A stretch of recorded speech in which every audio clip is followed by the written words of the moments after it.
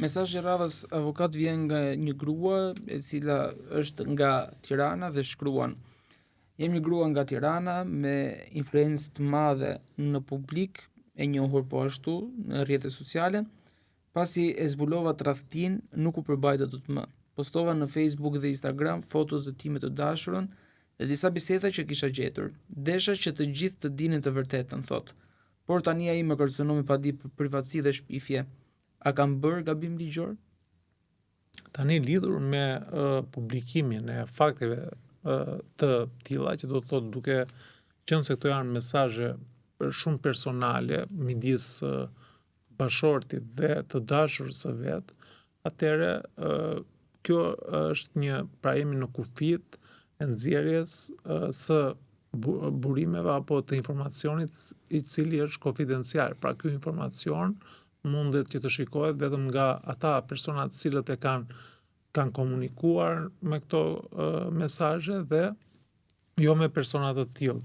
Pra, nëse zonja i ka publikuar to në rrjetet sociale, atëherë këtu kemi të bëjmë me nxjerrje, me shkeljen e privatësisë dhe natyrisht që kemi masa administrative të cilat ndërmerren nga komisioneri për informimin publik dhe të dhëna personale, i cili konstaton, pra i bën hetimet lidhur me rastin konkret dhe natyrisht që merr masa administrative duke vendosur gjop. Por nga ana tjetër, në momentin që konstatohet një fakt i tillë, atëherë i lindë drejta bashortit apo ish-bashortit i cili është cënuar nga nxjerrja e këtij informacioni, që t'i drejtohet gjykatës me një paditësi civile ku të kërkojë shpërblimin e dëmit jashtëkontraktor, sepse ka patur cënim të personalitetit dhe të nderit të tij.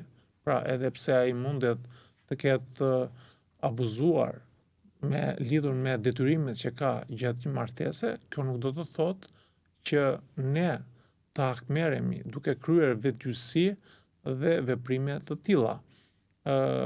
Por natyrisht që përveç këtij fakti ne jemi edhe në kufit e kryerjes së një vepre tjetër penale që është vetgjysia dhe natyrisht që dënohet me gjop deri edhe me burg deri në 3 vite burg.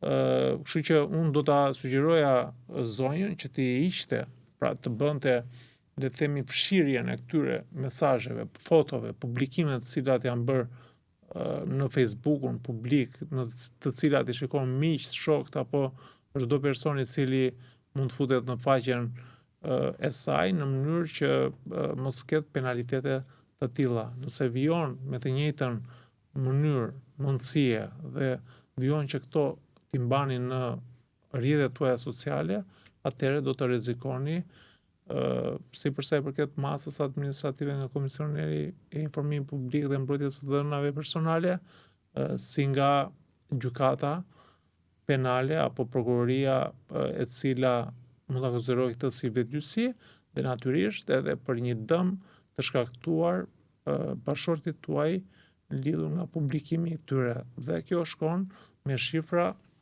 varet nga ekspertët të cilët do përcaktojnë dëmin që i shkaktuar dhe shkon në vlera shumë të mëdha monetare. Avokat, shumë faleminderit për sqarimin që bët për këta qytetarë që kishin këtë problematika. Ju falenderoj shumë për mundësinë që më jepni dhe natyrisht që jemi të hapur për çdo pyetje që do të kemi nga qytetarët në adresën tuaj të emailit. Faleminderit shumë. Faleminderit, kënaqësi. Ky podcast vjen për ju me mbështetjen e X1, Philip Lane Residence dhe 1001 Solutions.